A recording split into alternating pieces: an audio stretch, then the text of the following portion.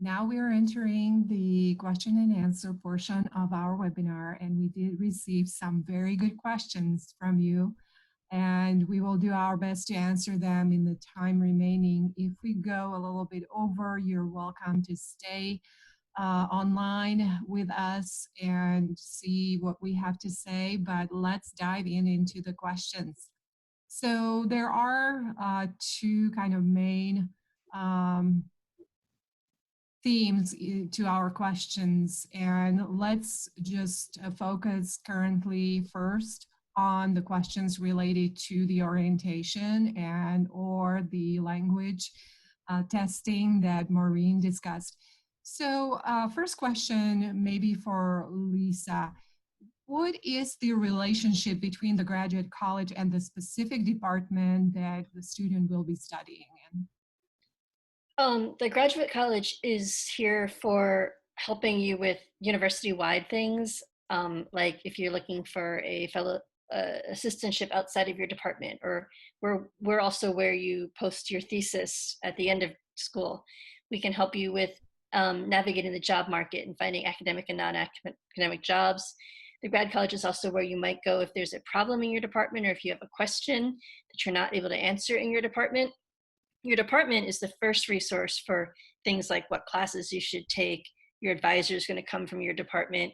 Your director of graduate studies and your program coordinator are going to give you lots of information about their expectations and requirements. And the graduate college is mostly here to support you and to kind of be the university level support and programming to help you in your graduate studies.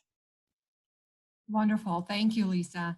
The next question was also regarding the graduate orientation, meaning the graduate college conducted orientation. And the question was whether there are going to be a lot of current or returning graduate students with whom the new students can make contact and ask questions, or will it be mostly faculty / administrators and new students only? Most of the participants will be new students. It'll be all the new students attending to learn. In each of the sessions from 1:30 to 3:30, there'll be a student panel, which will be current enrolled grad students, and we try to get a broad spectrum of people from different disciplines and different parts of campus. And that'll be one opportunity to answer questions or get your questions answered from them. There'll be some student guides that'll help with registration and with walking you from place to place. So those are another, they'll all be wearing like a blue shirt. You can ask them questions. And then at the info fair, there'll be tables with lots of resources, and a lot of those tables will be, we'll have graduate students that, current graduate students there if they're involved with student organizations or student government and all kinds of things. So there will be lots of opportunities to talk to current grad students, as well as to get to know other new students like yourself. Excellent. Thank you so much, Lisa. There was another question. There are quite a few here that was also asking about the icon session that for graduate, that the icon sessions for graduate students look helpful, as does the actual orientation, which is good. So when it comes to setting up housing, for example, can students just wait until they come to set it up, or what would you recommend? I would recommend start looking for housing right now. Housing in Iowa City is kind of rough. I think there is, and you can speak to this in a second, another webinar for international students about housing, but it is a small market, and you will want to get housing set up as quickly as possible, and certainly before you show up on campus. That's correct. Thank you, Lisa. And yes, I was going to mention in this regard that we're going to have an entire webinar dedicated to discussing the off-campus housing, which is the primary type of housing offered to the graduate and professional students at the University of Iowa. UI does not have any on-campus dormitories or things like that for graduate students, but there is going to be some conversation or presentation about the options for graduate students and what type of housing is available. This presentation and webinar will be aired and broadcasted on Friday, May 8th. So if you're interested in listening more about this, please join us on May 8th. And somebody from the Student Legal Services will also offer information about the off-campus housing support that they provide to students. Let's move on. And there is a student here who is asking about the ESL proficiency testing. And there are actually similar 3 questions about this. If someone has completed a degree program in the States, or they're graduating from a US college in another state, so what about the English proficiency test? Will it be waived for them or not, Maureen? I can't, yeah, you cut out, Andrea. Okay, I am sorry. So No. let's try again. So the question was, if student completed a degree program in another college in United States, are they going to, is the English proficiency exam going to be waived for them? It should be. They need to check with admissions on that, but I do believe that that's the policy, that it's waived if they complete a US degree for the English proficiency evaluation, not for the teaching assistantship testing. Mhm. Thank you very much. Then there is other question related to TOEFL, that if somebody did not do very well in their TOEFL testing, is it very common that students who do well on the EPE, that they're permitted to go into classes or not, and are not held to any ESL courses? I guess that's a hard question to answer, because everybody has to meet a minimum 81 TOEFL for the graduate college, or a 7.0 IELTS score. Mm-hmm. If they have that, they come to begin their degree programs, but they have to take the EPE. Okay. So if it's lower than that, they cannot begin their degree program at all. Right. So there was another question.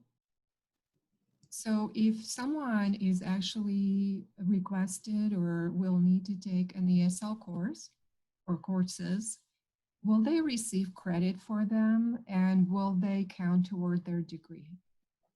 They will receive credit for them. Whether it counts for their degree is something that each department decides.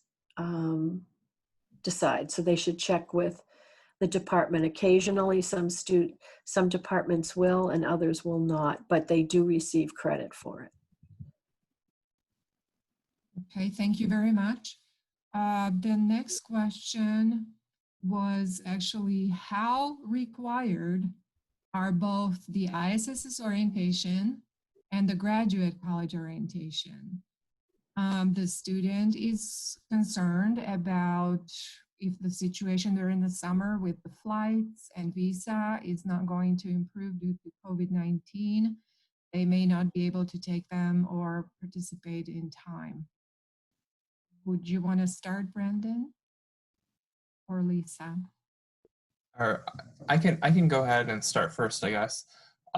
For international student orientation, it is a mandatory requirement for all new international students to participate in.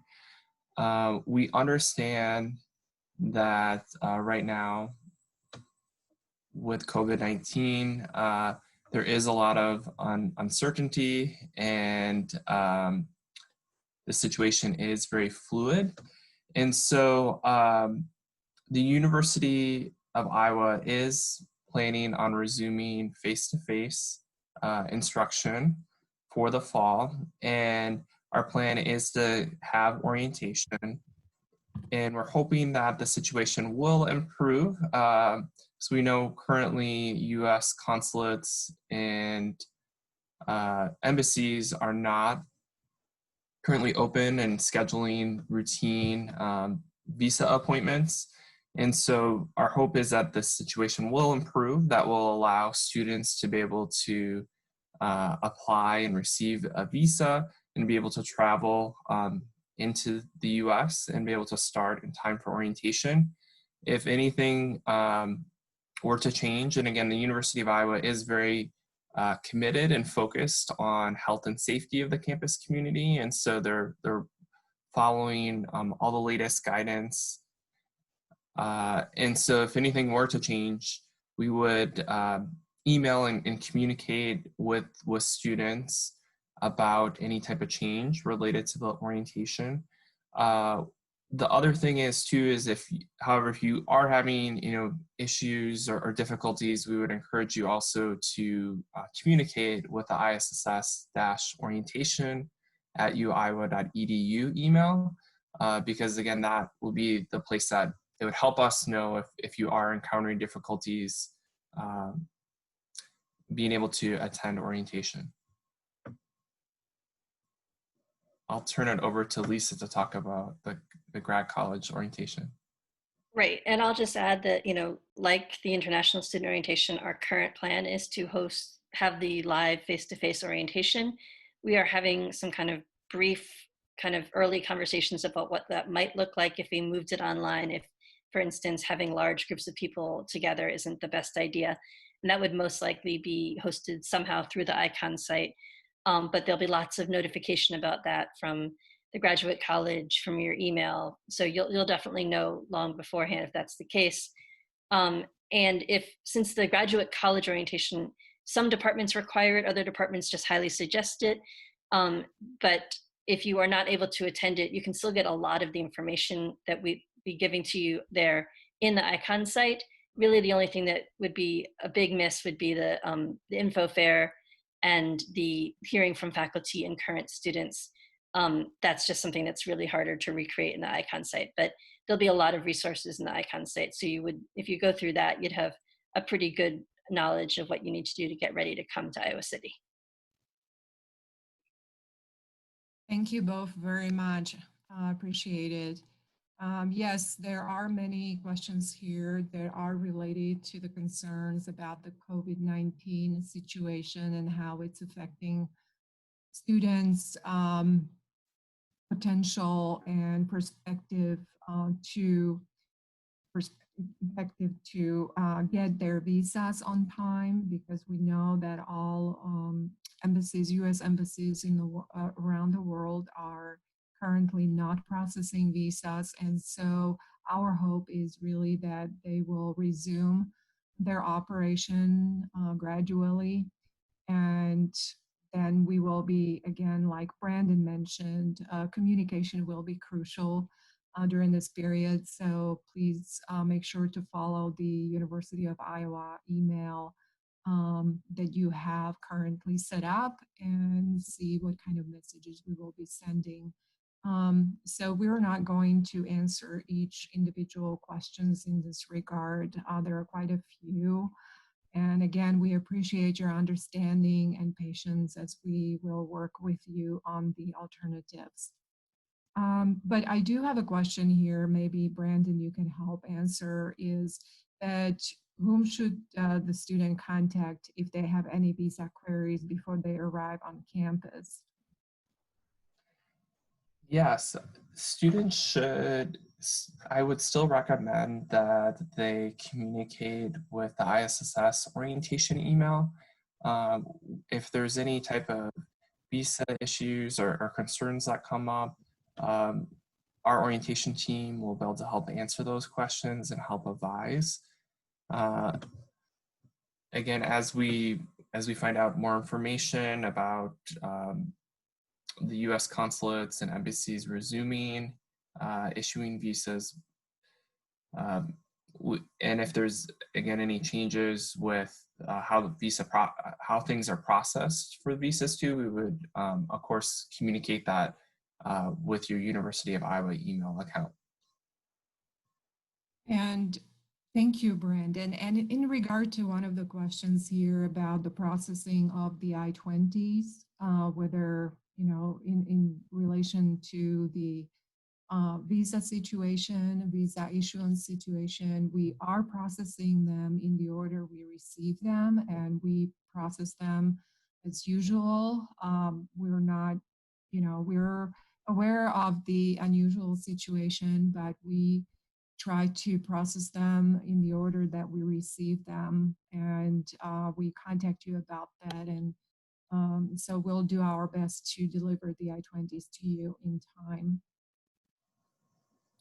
There was a question about a student being concerned that if they are offered a teaching assistantship in their first year and they're relying on that assistantship to help fund them their studies, but what would happen if student, for example, does not have a very good performance on their ESPA test, and could that jeopardize their assistantship eligibility in the first semester? Usually it does not jeopardize that. It may mean that their duties may be paper grading or holding office hours. They may not be able to teach in the classroom, but usually departments have things set up. But the student should look at the contract that they received, the offer letter from the department, and ask the department about that. But usually departments have things set up that students would not lose their funding, but I think that is something to be sure to double check with the department. Thank you very much, Maureen. And then Brandon, that may have been, this question may have been related to the possible date changes of dates due to COVID-19 restrictions, and there is no specifics whether this was meant for the orientation or whether it was for the start of the semester, but let's say it's about the orientation dates. Would you be able to address that students should be concerned about the possible date changes? So the plan is still to have the orientation 2 weeks before classes start. This has been the time that has allowed students to be able to, if they are required to take any of the English testing, to be able to complete that. Also, many departments have different, their own type of orientation for new graduate and professional students. And so the plan is continue to have the orientation as scheduled. As Lisa had shared too, I mean, I think if depending on the situation, if something were to change and we would need to adjust how orientation was delivered, that would all be communicated in advance, well in advance with any students, and that would be sent through email, University of Iowa email.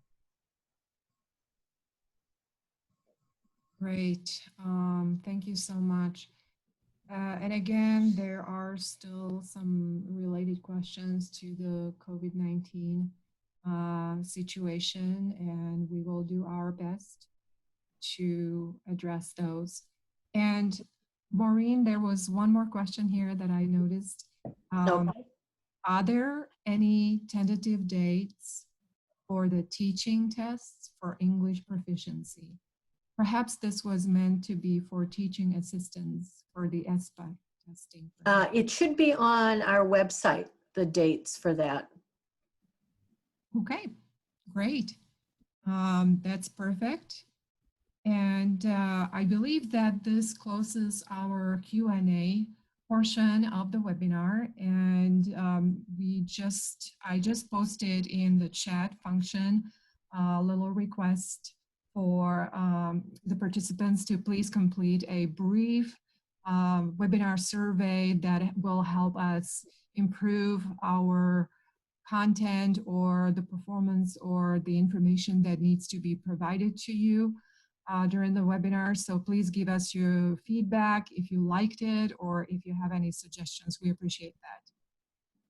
Then we have some reminders about the contact information. Again, anything related to your pre-arrival, please contact the ISS's orientation team at the email provided on the slide and mentioned by Brandon previously.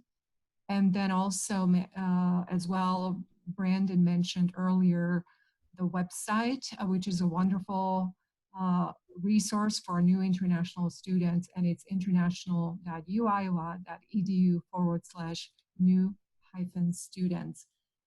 And that will be closing our webinar for today. And just as a reminder, we will have still some webinars that may be of interest to you. And they're listed here and they're listed on our website. The next one that may be of interest to graduate professional students, again, is on May 8th on off-campus housing and support. Perhaps university billing and health insurance could be a webinar of interest on May 22nd. And then finally, the one about international student employment on July 10th.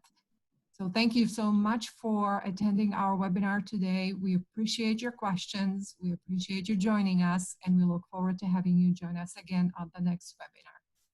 Have a good day. Bye-bye.